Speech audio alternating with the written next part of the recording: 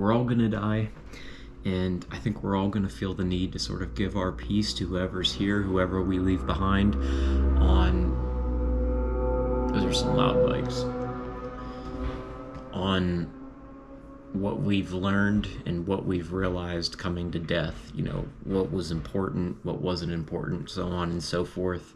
And I feel like it's important for us to listen to those people and listen to those words that those people say. I think those can really help us in our life, and they can really help us feel content when we get to that point, help us feel satisfied with our life, and sort of help guide us through our life in deciding what we should do, what kind of choices we should make, the kind of person we should be, and how we should treat people. So I think it's important that we look at those words and we talk about those words and discuss them.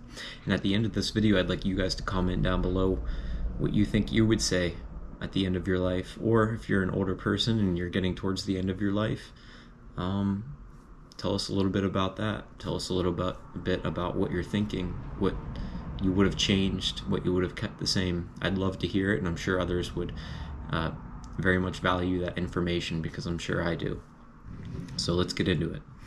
The most common advice given by people before death, based on insights from palliative care professionals, hospice workers, and documented accounts, centers on themes of love, forgiveness, and living authentically. Here's a concise summary drawn from available data. Express love and appreciation. Many urge loved ones to say, "I love you," often, and show gratitude for relationships. For example, a hospice worker noted patients frequently advise, "Tell the people you love that you love them every chance you get." Forgive and let go. People often emphasize resolving conflicts and forgiving others to avoid regret. Common sentiments include, "Don't hold grudges," and "Forgive freely," as unresolved anger weighs heavily at life's end. Live authentically.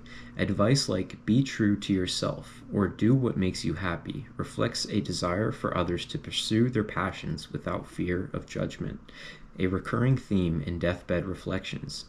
Number 4, prioritize relationships over materialism. Many regret spending too much time on work or money, advising instead to focus on family and friends. A nurse reported patients saying, "I wish I'd spent more time with people I love, not chasing dollars."